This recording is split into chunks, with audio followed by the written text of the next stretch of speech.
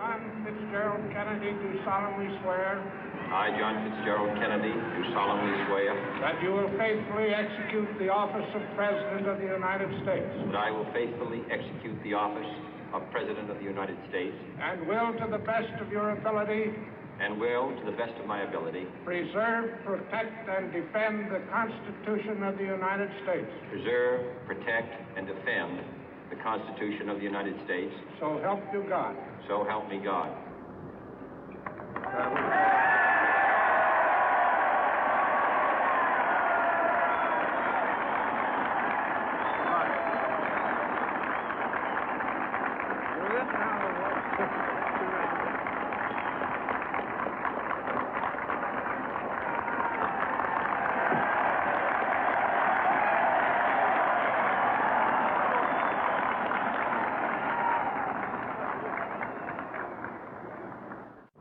Vice President Johnson, Mr. Speaker, Mr. Chief Justice, President Eisenhower, Vice President Nixon, President Truman, Reverend clergy, fellow citizens.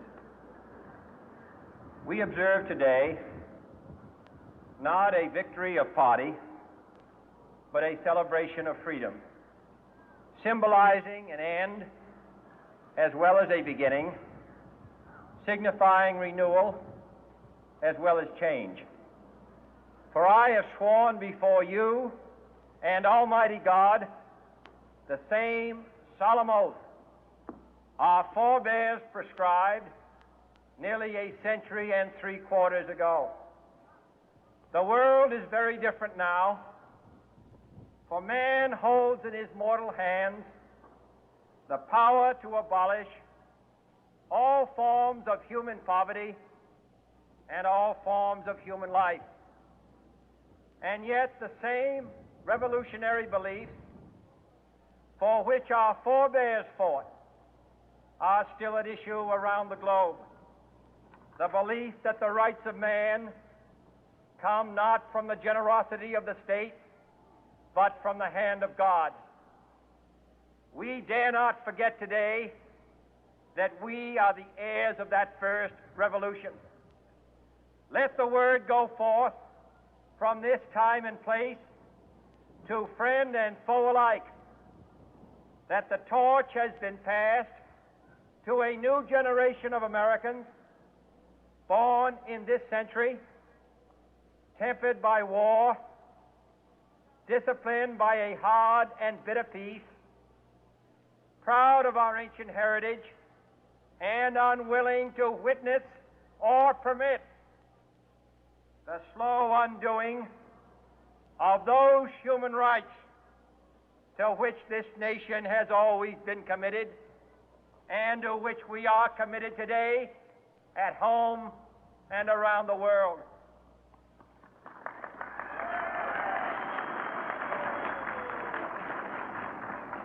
Let every nation know, whether it wishes us well or ill, that we shall pay any price, bear any burden, meet any hardship, support any friend, oppose any foe to assure the survival and the success of liberty.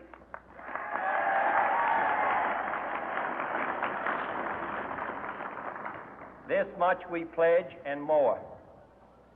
To those old allies whose cultural and spiritual origins we share, we pledge the loyalty of faithful friends. United, there is little we cannot do in a host of cooperative ventures. Divided, there is little we can do, for we dare not meet a powerful challenge at odds and split asunder.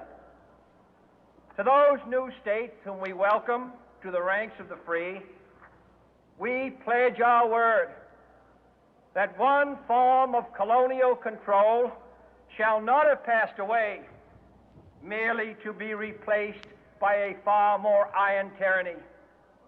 We shall not always expect to find them supporting our view, but we shall always hope to find them strongly supporting their own freedom, and to remember that in the past, those who foolishly sought power by riding the back of the tiger ended up inside.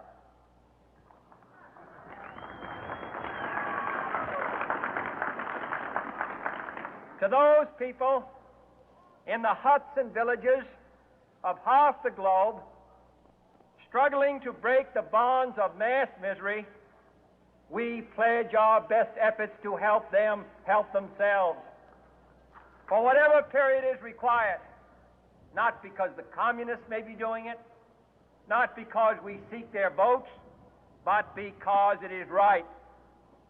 If a free society cannot help the many who are poor, it cannot save the few who are rich.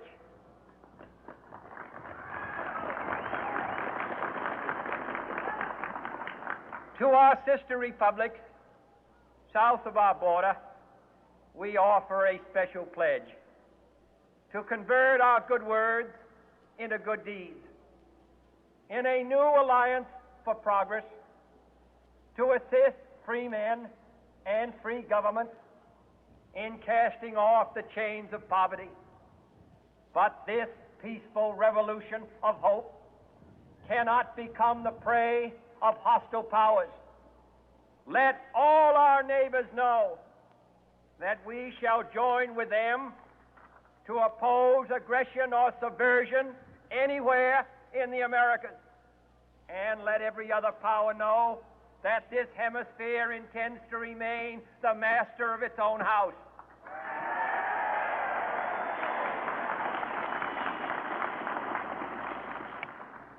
To that World Assembly of Sovereign States, the United Nations, our last best hope, in an age where the instruments of war have far outpaced the instruments of peace, we renew our pledge of support to prevent it from becoming merely a forum for invective, to strengthen its shield of the new and the weak, and to enlarge the area in which its writ may run. Finally, to those nations who would make themselves our adversary, we offer not a pledge, but a request that both sides begin anew the quest for peace.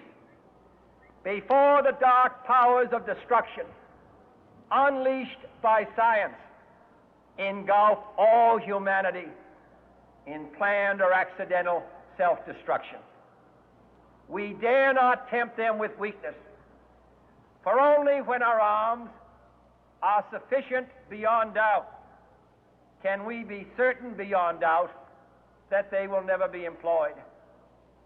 But neither can two great and powerful groups of nations take comfort from our present course, both sides overburdened by the cost of modern weapons, both rightly alarmed by the steady spread of the deadly atom, yet both racing to alter that uncertain balance of terror that stays the hand of mankind's final war. So let us begin anew, remembering on both sides that civility is not a sign of weakness, and sincerity is always subject to proof. Let us never negotiate out of fear, but let us never fear to negotiate.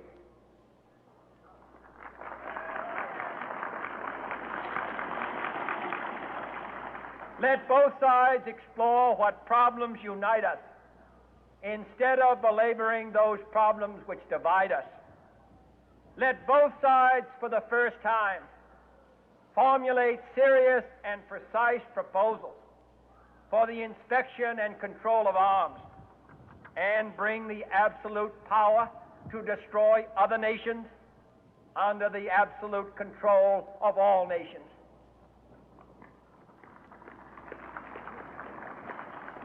Let both sides seek to invoke the wonders of science instead of its terrors.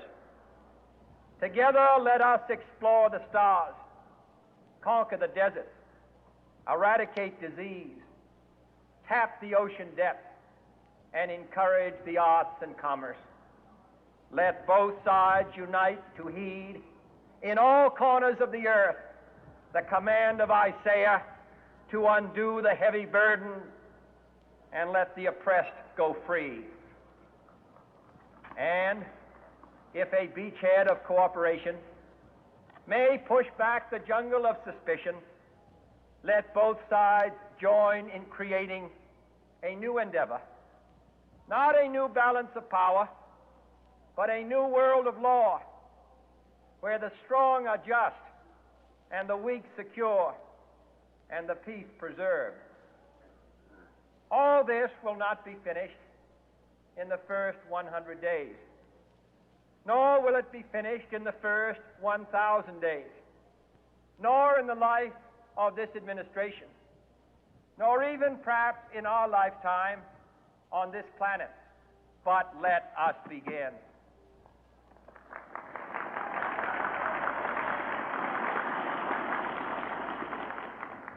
In your hands, my fellow citizens, more than mine, will rest the final success or failure of our course. Since this country was founded, each generation of Americans has been summoned to give testimony to its national loyalty. The graves of young Americans who answered the call to service surround the globe. Now the trumpet summons us again, not as a call to bear arms, though arms we need, not as a call to battle, though in battle we are, but a call to bear the burden of a long twilight struggle, year in and year out, rejoicing in hope, patient in tribulation, a struggle against the common enemies of man, tyranny, poverty, disease, and war itself. Can we forge against these enemies a grand and global alliance, north and south, east and west, that can assure a more fruitful life for all mankind? Will you join in that historic effort?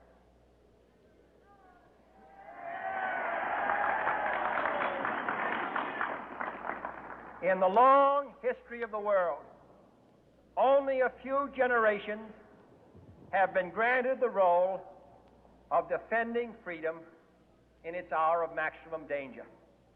I do not shrink from this responsibility. I welcome it.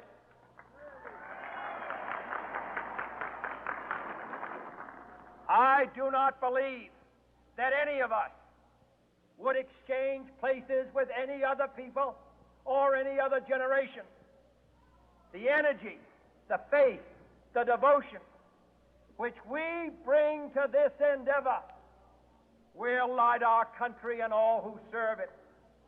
And the glow from that fire can truly light the world.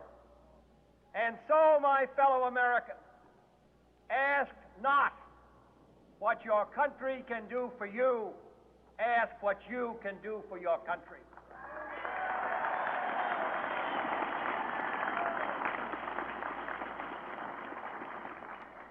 My fellow citizens of the world, ask not what America will do for you, but what together we can do for the freedom of man.